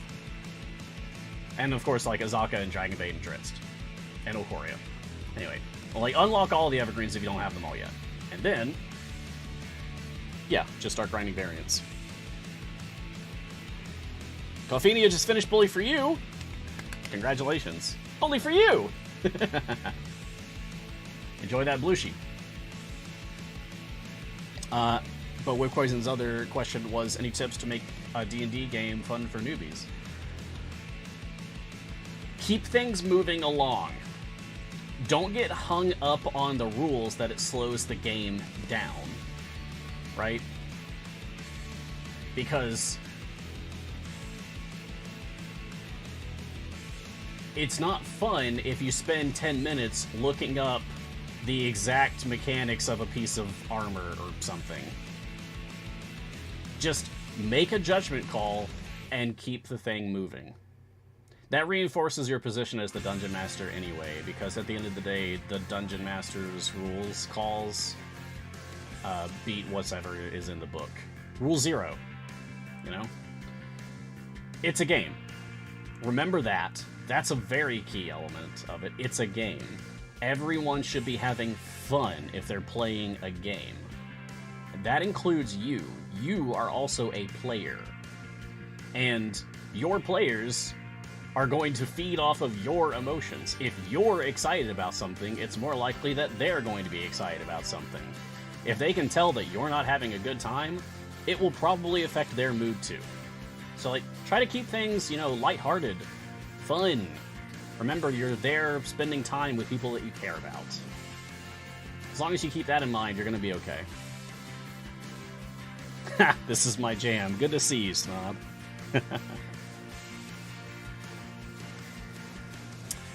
Rana666. By the way, does Steam and Epic get content at the same time? Yes. Sometimes Steam and Epic end up being on different, like, game versions. Like you see in the bottom corner of my, like kind of in the middle bottom of my overlay, it says version 0.430 Steam and version 0.430 Epic. Sometimes those game versions will be out of sync because of delays for rolling out an update for one platform versus another. But not terribly, it'll only be like 1 or 2 updates out of sync. And then they'll get caught up at some point soon enough, usually within a week. But content always drops across platforms for the same time. It's all like a beautiful orchestra. Yeah, stuff rolls out for Steam and Epic and PlayStation and Xbox and Switch and all those things all at the same time, and mobile, all at the same time. Whether it's an event or a time gate or new adventures or whatever. Yeah, content drops at the same time. Ronic666 also has a question. Any tips for first runs on Patron? Depends on the patron. But in general,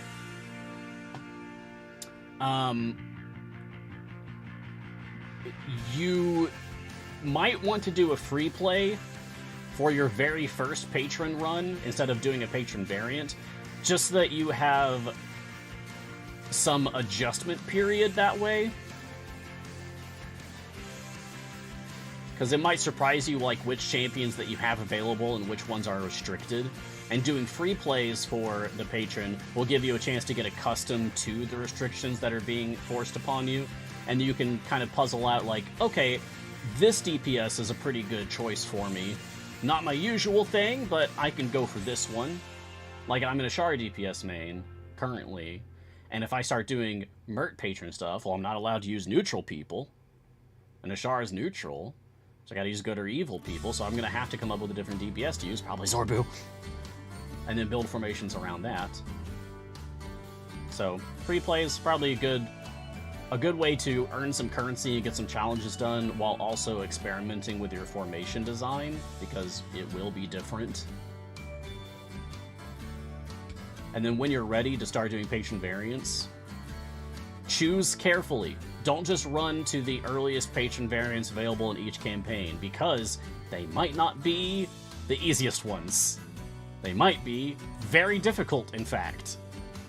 Like Arya Chicken for patrons is a lot harder than you might think. Aim for patron variants, which, 1, do not further restrict the champions that you have to pick from, and 2, do not prevent you from using spots on the field, because you're already going to be playing from a disadvantage anyway because of the patron restrictions. So if you can avoid additional restrictions on top of that, that's a good starting point for your patron variant progression.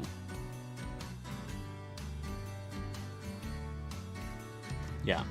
Look for the variants that you don't lose additional champions or spots on the field. Good luck. Patron stuff is fun, but there is a learning curve. You have to get used to it. Yeah. Scythe, have you ever tried Fortnite, Mars? I have a love-hate relationship with that game. It can be over-competitive and seems unfair at times, but it also gives me more adrenaline than any other game around at the moment. I have it installed on my Switch, and I've never played it. What finally got me to install Fortnite, to download and install Fortnite, was a Brandon Sanderson Mistborn skin was added to the game. Kelsier. One of my favorite characters from Sanderson's works, Kelsier from Mistborn. You can actually play as Kelsier, apparently. Okay. But I still didn't even play it at that. I had an idea of, like, what if on my own stream for April Fool's Day, I dyed my hair some wild color and streamed Fortnite and pretended like I've been doing it for years, like I'm some kind of pro Fortnite gamer. But then I got a job with C&E, and my streaming life became on this channel and not my own channel. So that plan fell through. All right, and that that takes us up through questions. So I need to wrap up and get the heck out of here. Thank you all for joining me today. We will finish the Mad God Adventure on stream tomorrow. Cheers. Hope to see you all again next time. Coming up next is not Formation Save, because Sean's out today. Sorry. But we have other stuff happening today. Let me just check the schedule real quick. We do, in fact, have Champions of Psychology at the normal time, 12 o'clock. And then it looks like we have the Bardic Inspiration Request Show with Jason and Lauren. After that, I'll be at 1 o'clock. And then there's the Bushwhackers stream at 3:30. I might be guesting on that again. I'm not actually sure.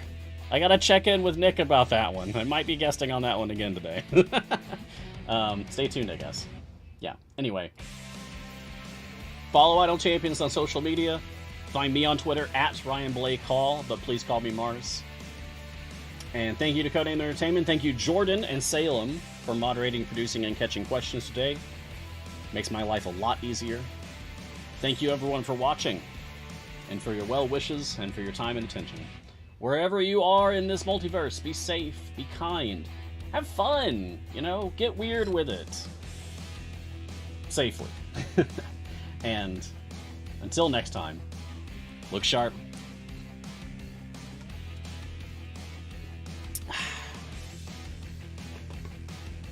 Get that mouse. It's a cute little mouse.